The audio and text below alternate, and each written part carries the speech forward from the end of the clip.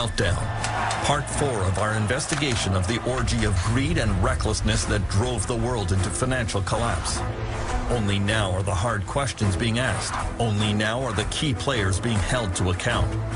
In this hour, after the fall, the sheikh who pretends the crash never happened.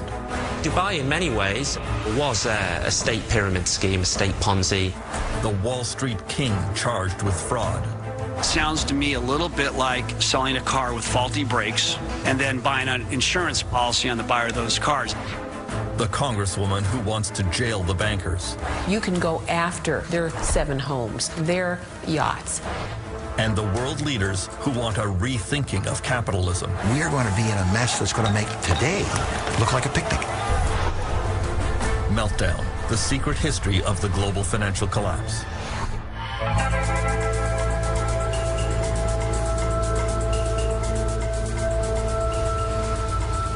The search for the causes of the global financial meltdown has led to some evidence of fraud and corruption. In the city, the financial district of London, England, during the boom, the wild party union flaunted excess of the banking world became legendary. Then a deep throat appeared, someone who was telling tales out of school that could get everyone in trouble.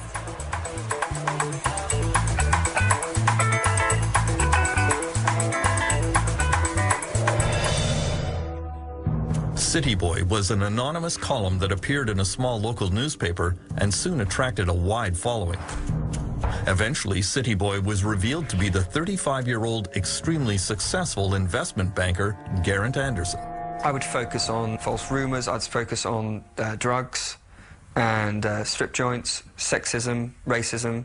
I would tend to focus on the less salubrious sides of the city because I wanted people to, well, I suppose those are the things that were causing me stress and grief and making me feel rather dubious about my job, and so I wanted to just relieve, go into the confessional and tell everyone about it. City Boy's revelations included what he saw as widespread immoral and even criminal behavior in London's financial world. He says traders would regularly conspire to circulate false rumors about a company in order to drive its stock price up or down, depending on the bets they had placed. He says that every day traders were feeding each other inside information that would allow them to illegally profit from deals. And that mentality was all-pervasive. Insider trading, the spreading of false rumors, was becoming more and more prevalent. It was basically genuinely a Wild West casino. It was a get-rich-quick, the good times are going to stop rolling at any minute, we've got to make our money. And I found it quite disgusting in a way. I had a very religious background. My grandparents were missionaries. My father was a Labour MP. I was a hippie. What the hell was I doing in this world? The low-level fraud revealed in Britain was nothing compared to the behavior discovered at senior corporate levels in America.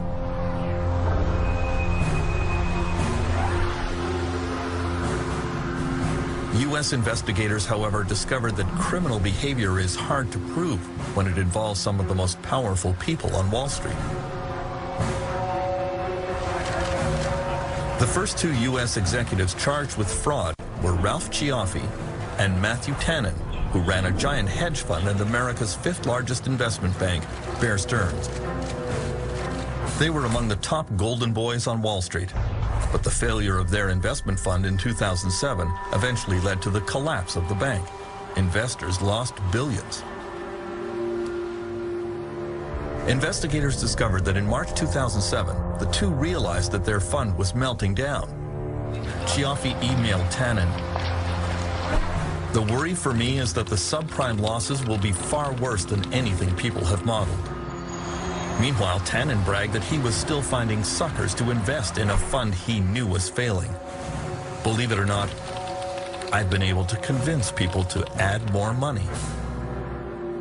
They reminded me of the emails that we saw during the tech stock bubble, where the analyst would go out and shill for some stock and then in an email tell his colleagues, this is crap. I think it's appalling that people who are making that much money and who purport to be smarter than everybody else basically turn out to be nothing more than devious snake oil salesmen. At their trial, Cioffi and Tannen hired a parade of high-powered expert witnesses to testify that their actions were not illegal. Just one of those experts, R. Glenn Hubbard, a former economic advisor to George W. Bush, was paid $100,000 for his testimony. Mr. Cioffi's not going to make any further comments then. The two were found not guilty, although they now face a raft of civil charges from the Securities and Exchange Commission. The case was seen as a shocking demonstration of the power of Wall Street money. If we have a Wall Street bank that can afford very, very clever litigators that have an awful lot of firepower behind them, they can overwhelm the Securities and Exchange Commission. They can overwhelm other government agencies. They probably will. But that doesn't mean that they were playing the game straight. That doesn't mean that they were following the intention of the law. In recent months, a lot of investigators in the United States have focused on the richest investment bank, Goldman Sachs. The meeting of the Financial Crisis Inquiry Commission will come to order.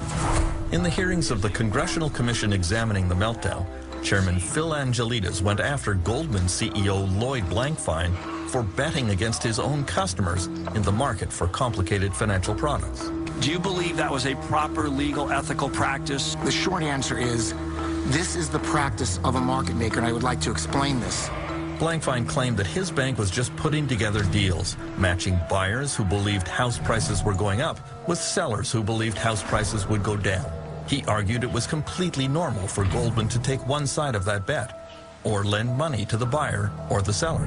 We provide the necessary liquidity as market makers to help ensure that buyers and sellers can complete their transactions and securities markets can function efficiently. Goldman Sachs was not merely matching buyers to sellers. They were actively creating products for sale into the marketplace with the Goldman Sachs imprimatur behind it. And I believe that carries with it responsibility. Lloyd Blankfein denied that responsibility. He said betting against his own clients was okay because all parties knew what they were getting into. I'm just going to be blunt with you. It sounds to me a little bit like selling a car with faulty brakes and then buying an insurance policy on the buyer of those cars. Every I'm talking about betting purchaser against of an asset here is an institution, probably professional-only investors dedicated, in most cases, to this business. Representing pension funds who have the life savings of police officers. These are the professional investors who want this exposure. But that was immediately contradicted by evidence unwittingly provided by a young Goldman trader named Fabrice Tour. A U.S. Senate committee discovered emails in which Mr. Tour had bragged that he was selling to unsophisticated investors, or as he called them, widows and orphans that I ran into at the airport. Goldman Sachs has claimed that it had no idea that the U.S. housing market was destined to collapse. But way back in January 2007, Fab Tour wrote, "The whole building is about to collapse any time now. Only potential survivor, the fabulous Fab, standing in the middle of these complex, highly leveraged, exotic trades he created." Fabrice Tour and Goldman Sachs were charged with fraud by the U.S. Securities and Exchange Commission. I deny categorically the SEC's allegations, and I will defend myself in court against this false claim. Got it? 105? Yes, Mr. Chairman. Senate Investigations Committee Chairman Carl Levin went after Tour's superiors at Goldman Sachs, reading other emails which indicated they knew they were selling faulty products to their own clients. June 22 is the date of this email. Boy, that Timberwolf was one shitty deal. How much of that shitty deal did you sell to your clients after June 22, 2007? Mr. Chairman, I don't know the answer to that, but the price would have reflected levels that they wanted to invest in. Oh, of course, but they don't know it's a... You didn't tell them you thought it was a shitty deal? Well, I didn't say that. Come on, Mr. Sparks. Well, Mr. Chairman... Should Goldman Sachs be trying to sell... And by the way, it sold it, a lot of it, after that date. Should Goldman Sachs be trying to sell a shitty deal? Well, Can you answer Again, I that didn't one? use those Can you words, answer that one, yes or no? I mean, we expect, I think, when we go into the hardware store or when we go into the toy store for our children, that when we buy products, that they're good products and that the people selling them stand behind them. It's really the nature of responsibility in a society and an economy.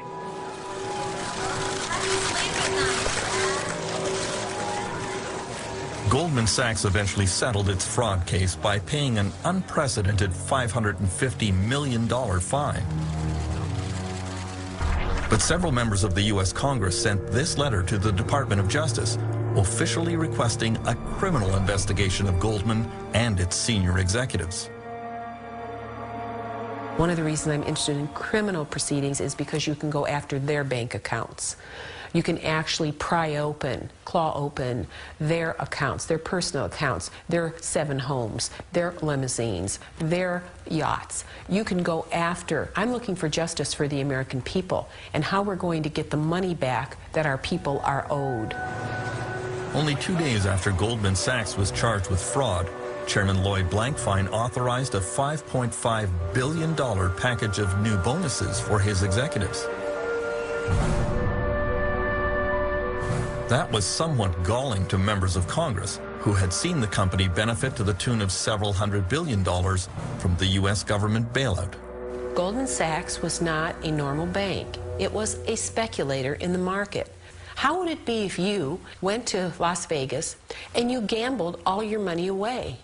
And then, at the very end, you said, oh my goodness, my bad behavior should be rewarded, right? And you get the government of the United States to pay for your losses in Las Vegas. That's a great deal. That's what he did. And they not only took their losses and gave them to someone else, they paid themselves bonuses for doing it. The search for fraud and corruption behind the meltdown was also underway in Europe, where some high-level con artists are going right back to business.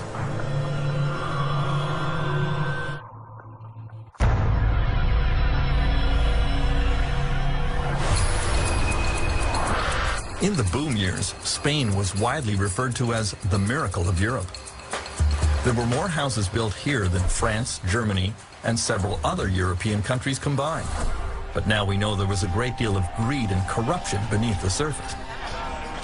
Among the brightest stars of the real estate boom here was Francisco Hernando, a true Spanish success story. He lived a flamboyant lifestyle, surrounded by his motorcycle racing team, his corporate jets, and his private yacht. Not just any yacht, but a 236 feet long, costing $80 million, the biggest, most expensive yacht in Spain.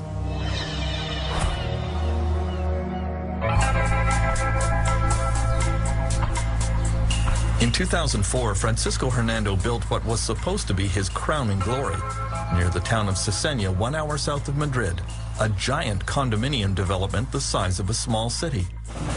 There were 89 buildings containing 13,000 apartments. The project was approved in record time. His town would bear his personal imprint, a community garden named after his wife, Maria Odena. And near the entrance, a 20-foot statue of his parents. He hecho la fiesta para mí, para los que me han comprado los pisos, los que han confiado en mí. At the gala unveiling of the project, Hernando was treated like a rock star by the Spanish media.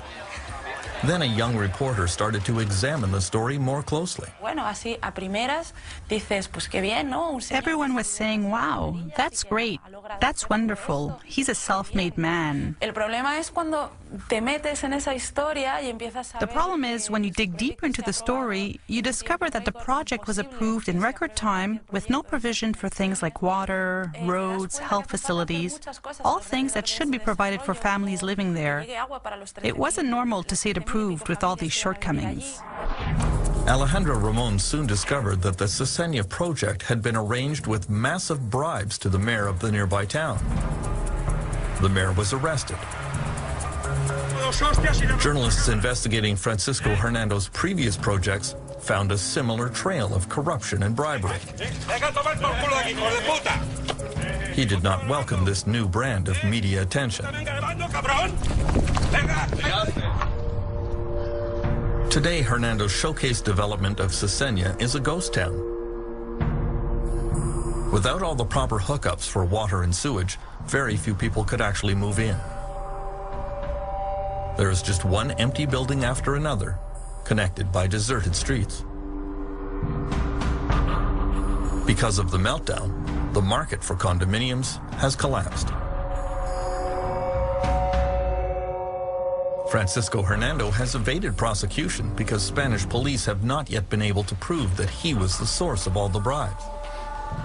In a fit of pique, he announced that he's taking his business out of Spain and moving to Equatorial Guinea, where he is already involved in another scandal. We've seen this guy do the same thing over and over now in different countries. I don't know if this guy knows how to do it any other way. Maybe that's just how he does things. Over the last 2 years, criminal investigations in Spain have resulted in dozens of arrests. In the city of Marbella, almost the entire town council stands accused of accepting bribes from real estate developers. Because of the meltdown, 2/3 of Spanish municipalities are now facing bankruptcy. The crash has been even more spectacular in a bigger real estate boomtown.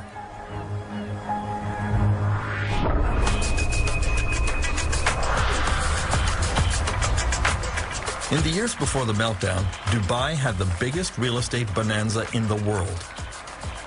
Then the market here tumbled, losing 50% of its value, leaving Dubai virtually insolvent.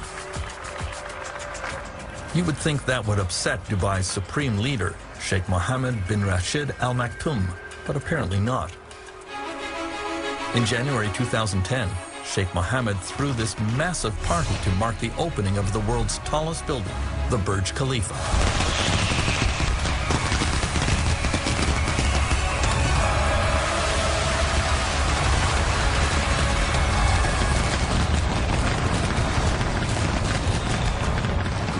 Sheikh Mohammed calls himself Dubai's CEO. He always claimed that he ran his government according to strict business principles, but now many are quietly questioning his judgment and his leadership.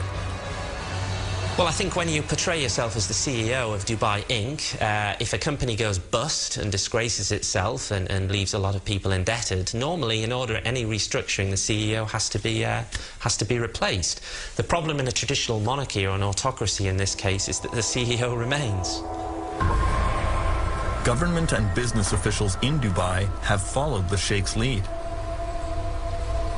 At the top of the Burj Tower on the day it opened, excited that all of you are the first group of people to actually come to the Burj at the top. Dubai's leading developer tried to portray the Dubai real estate crash as a good thing. Maybe values are changing, and that's good because the city at one point got to be too expensive. So I think that's good for the customers and that's good for the city. Moving through Dubai, you encounter a lot of evidence that things are not quite as rosy as the leadership pretends.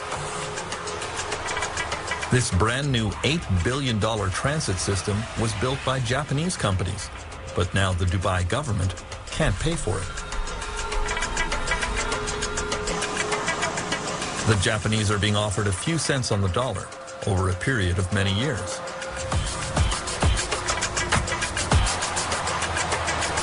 Before the crash, Dubai was home to the world's greatest collection of building cranes.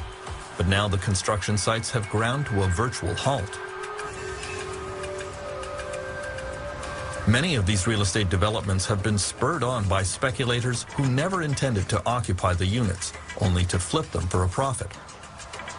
The government here did everything to encourage the scheme. To many critics, that was fraud. Dubai, in many ways, with not to be too uncharitable, was a state pyramid scheme, a state Ponzi. It relied on more people coming in to buy the properties or even the deposits of people who'd been there a little bit earlier than them, and it had to keep on going. The crash when it happened in Dubai was like a game of musical chairs coming to an end. The fools who were left with these half-finished properties, or in some cases patches of sand, were unable to sell on the premiums because they were worthless by this stage. In the ultimate denial of reality, Dubai is moving right into its next real estate mega project called The World. It is a series of islands off the coast, roughly in the shape of a world map. Developers are supposed to buy the islands and build their own tourist facilities on them. Austrian Joseph Kleindienst has bought the islands of Central Europe. The first island to be developed will be Germany. Joseph believes passionately in this project. His dream here includes hotels and condominiums to be used year-round by German tourists. Why would those tourists come here when the temperature in Dubai reaches 40 degrees Celsius, which it does for months at a time? Easy. Joseph says he's going to air condition entire streets. The R&D Institute from Germany, the Fraunhofer Institute, came up with an excellent idea to help during this time. We will build a 1.6 kilometer long boulevard, climate controlled, so that people can walk outside 12 months a year and enjoy the climate controlled boulevard. Joseph's optimism seems hard to justify. The parent company of the World Project has announced that it cannot pay its debts to its many creditors.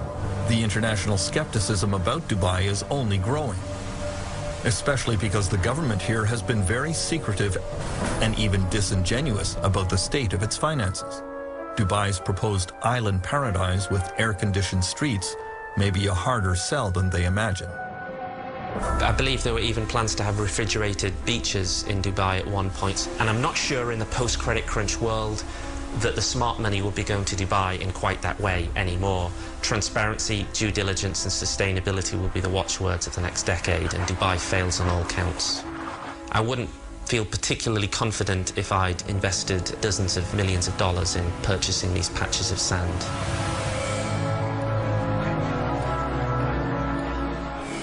While Sheikh Mohammed tries to pretend that the meltdown never happened, other world leaders are trying to get to the root of the problem. There have been some very tough questions, including one from an unexpected source.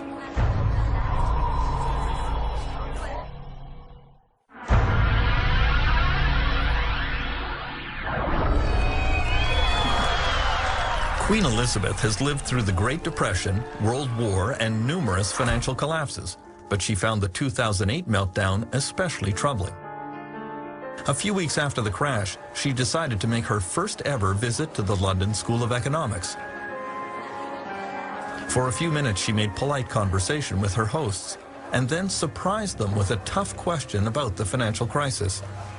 If they were all so smart, why did nobody notice it coming? The staff at the LSE were somewhat flummoxed by the question, and eventually wrote to the Queen that it was a failure of imagination. Martin Wolf of the Financial Times of London, considered one of the foremost economic minds in Britain, has a more intriguing answer.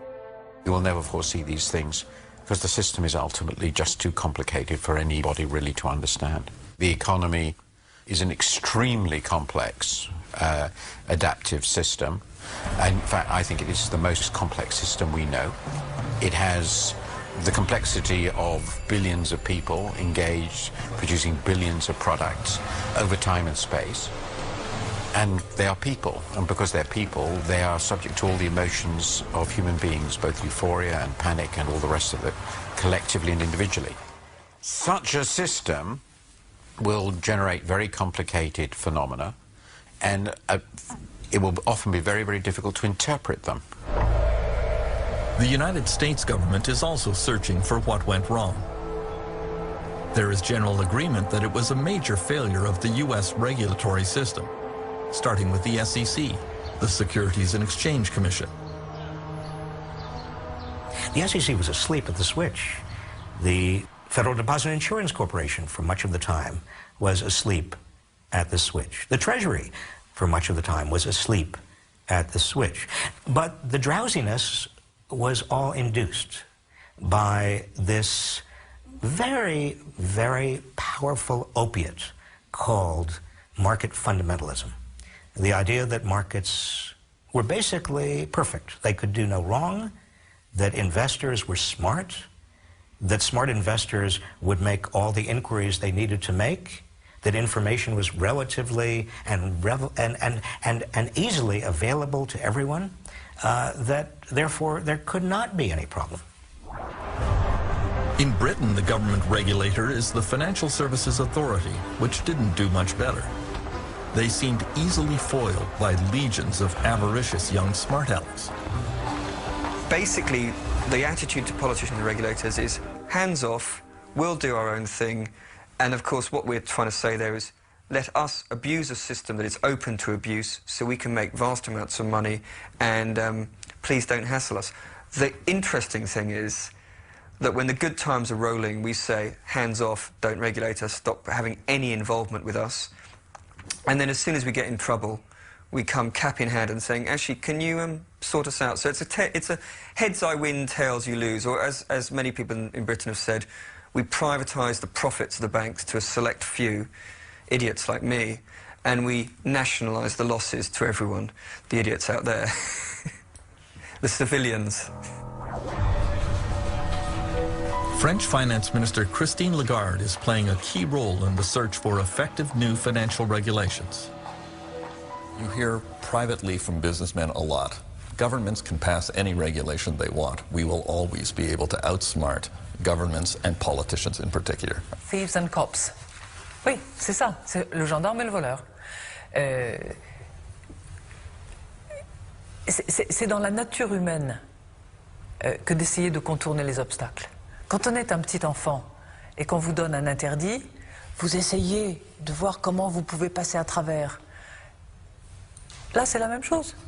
Le gouvernement fixe des règles et le monde des affaires se dit, bon, voilà les règles, voilà, il faudrait que je paye beaucoup de conseillers, de fiscalistes, d'avocats, de management en consultant, etc. Pour contourner les obstacles. Il faut constamment être en outsmarting each other. Donc il faut constamment anticiper la manière dont l'autre va essayer de contourner la règle pour améliorer la règle. Donc on est en travail permanent.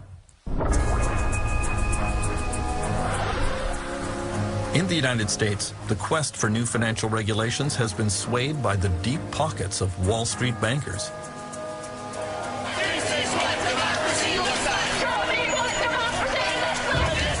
There was real anger at the banks after the meltdown and widespread demand to hold Wall Street accountable.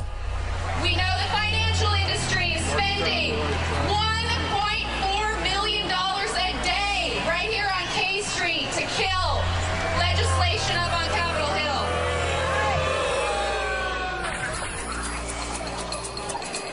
Hill. Consider this. On Capitol Hill, Wall Street lobbyists outnumber elected politicians 5 to 1. The politicians are surrounded and outgunned.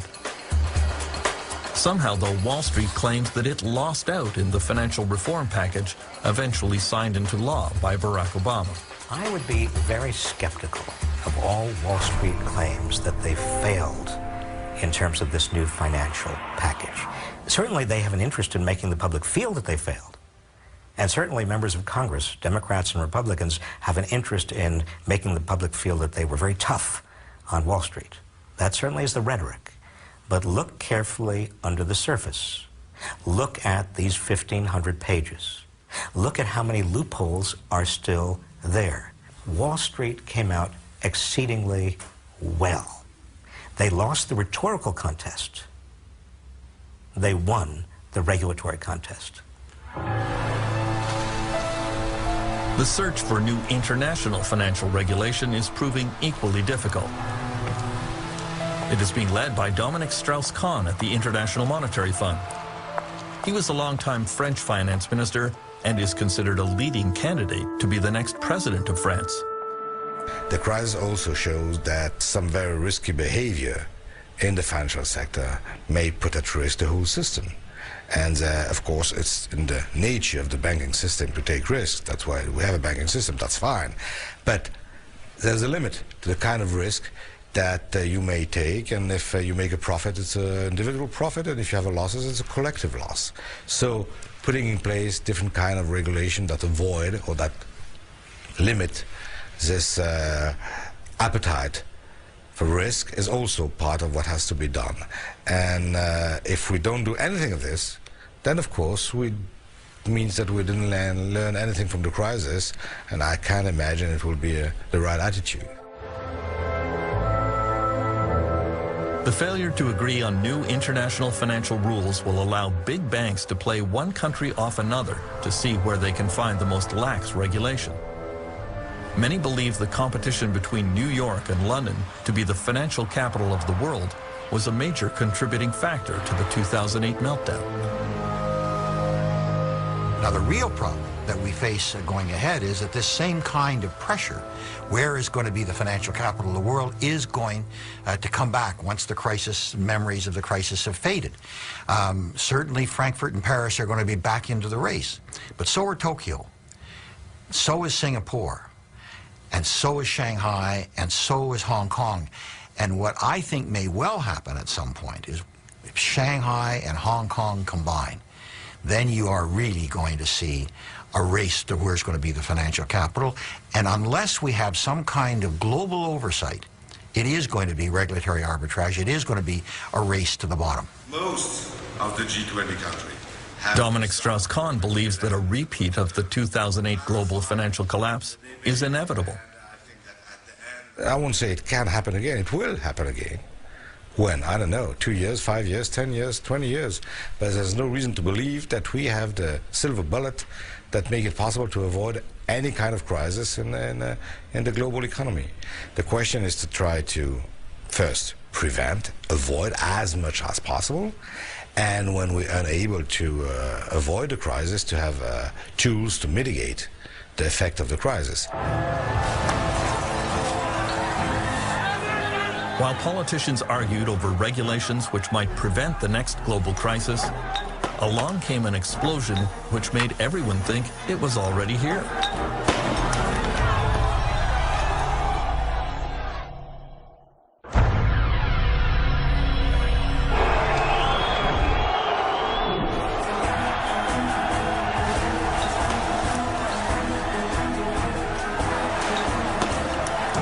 In the spring of 2010, it looked as if the next global financial crisis was already starting.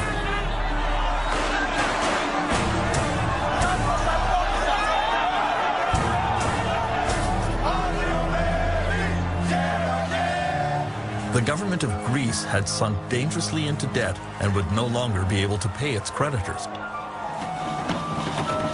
Demonstrations filled the streets of Athens as millions lost pay and benefits. Είναι δυσίωνο. Παιδιά, δεν τα βλέπω καλά τα πράγματα και μάλλον είμαστε έτοιμοι για άλλη και άλλα μέρη. Αυτό. Είναι πολύ δύσκολο, πάρα πολύ δύσκολο. Φοβάμαι ότι θα έρθουν πολύ χειρότερες μέρες, πολύ πιο δύσκολες μέρες. Τίποτα, την πτώχευση. Νομίζω ότι είναι αναπόφευκτο. Επειδή έχω μια επαφή με οικονομικά θέματα, θεωρώ ότι δεν υπάρχει τίποτα άλλο πέρα από αυτό, δυστυχώς.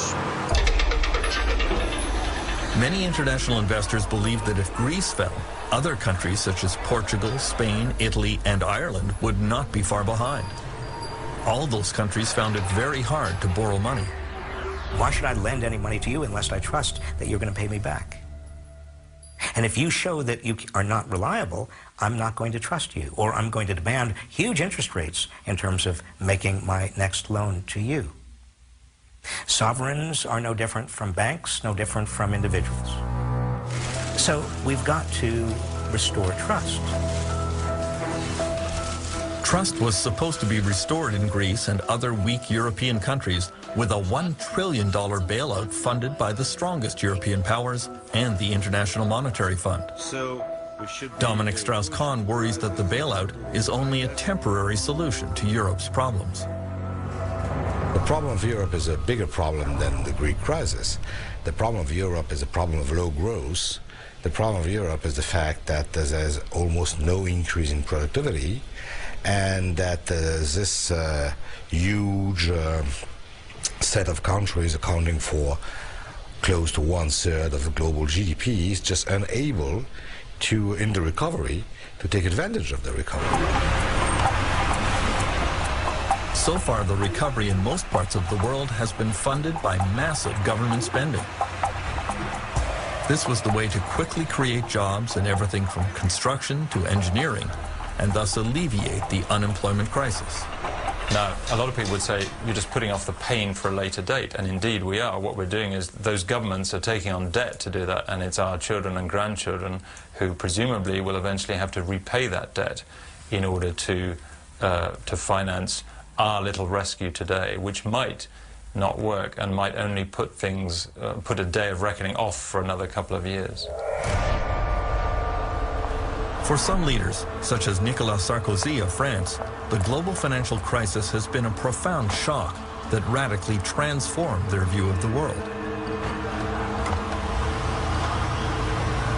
Sarkozy has always been seen as a right-wing free enterpriser, very much pro-capitalist and pro-American. Then France was rocked by plant closures and labor upheavals. Some workers even kidnapped their bosses and turned to other forms of violence. Il nous faut trouver. In September 2008, Sarkozy gave a speech that astonished his audience. Le laisser-faire, c'est fini. Le marché tout-puissant qui a toujours raison, c'est fini. Je vous l'ai dit, je crois qu'on a tous changé au travers de cette crise. Et en même temps que la bulle immobilière et que la bulle financière s'est dégonflée, ça nous a tous permis de faire un peu un examen de conscience de la création de valeur, de la répartition des ressources, de l'allocation des richesses, de la stratégie des pays les uns à l'égard des autres, de la mesure du bien-être. Je crois que sur tous ces points-là, nous avons tous évolué, le président de la République aussi.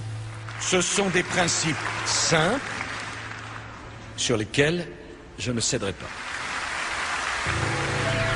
President Sarkozy has asked some of the world's leading economists to come up with new ways of measuring growth and prosperity, to give greater consideration to the environment and quality of life. He wants a rethinking of capitalism. What gets measured gets done. Si vous n'êtes pas capable de mesurer quelque chose, vous ne faites rien, vous n'améliorez rien puisque vous ne savez pas par rapport à quoi vous vous basez. Donc la mesure des choses est extrêmement importante. Je vous donne un exemple. Si vous pensez que l'eau n'a aucun prix, vous laissez couler tous vos robinets, ça n'a pas de prix. Et pourtant ça a un coût. Vous consommez de l'eau. Donc il faut, pour chaque chose, pouvoir fournir une valeur, pouvoir fixer un prix. While many Western nations are rethinking capitalism, China is embracing it with a fervor that could prove dangerous.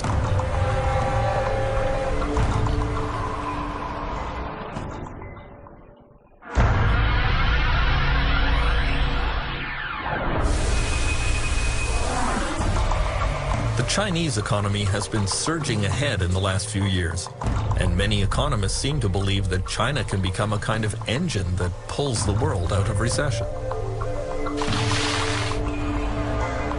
Chinese consumers are becoming richer, and there is hope that their increased spending will kickstart the global economy.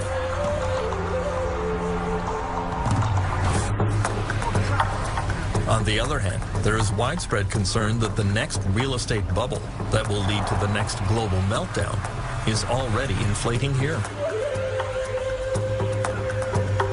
In the world's largest municipality, Chongqing, you see the construction of an endless supply of apartments right beside other apartment buildings that are largely unoccupied. Scenes eerily familiar from the real estate bubble which preceded the 2008 meltdown in Dubai and elsewhere.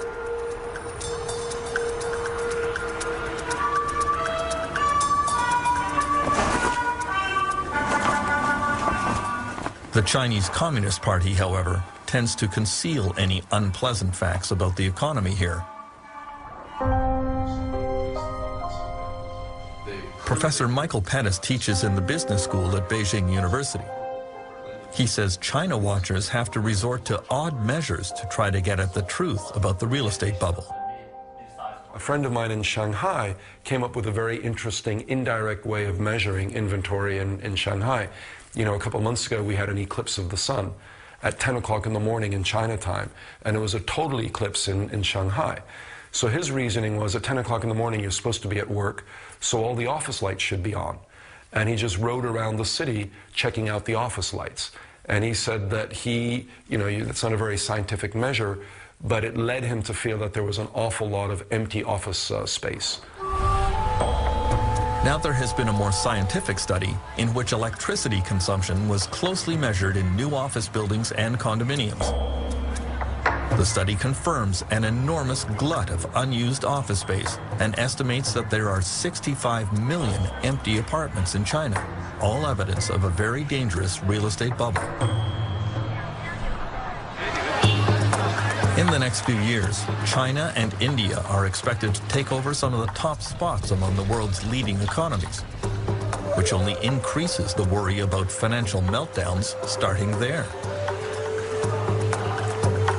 If we're affected by a slowdown in the United States, if we're affected by a slowdown in Europe, what's going to happen when the two economies, 2.5 billion people, China and India, when there's a slowdown there? What's going to happen when a hedge fund fails in India? What's going to happen when there's a mortgage meltdown in China? The effect on the rest of us is going to be enormous. And the time to deal with those kinds of issues is now, before, in fact, it happens. Because if we don't ensure that Chinese banks are transparent, if we don't ensure that the Indian financial industry has a set of regulations that at least live to a minimal world standard, then we are going to be in a mess that's going to make today look like a picnic.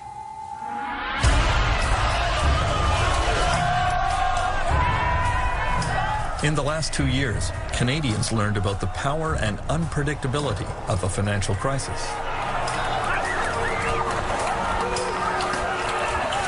Canada has had only a small taste of the wrenching protests and disruption that became the hallmark of the financial collapse around the world.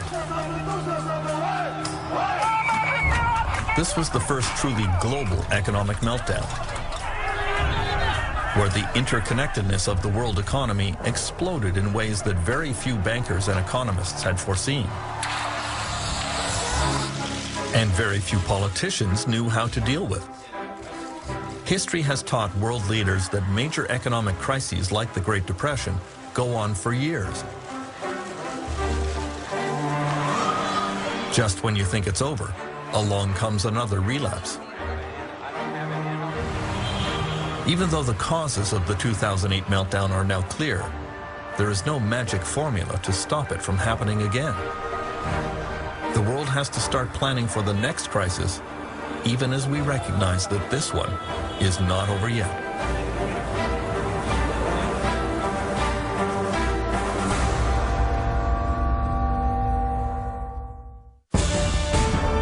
In 2 weeks on Doxo, they are unique in every way.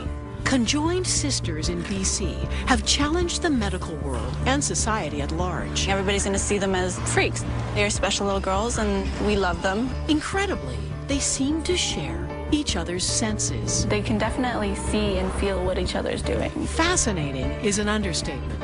Twins who share a brain. Next time on Doxo.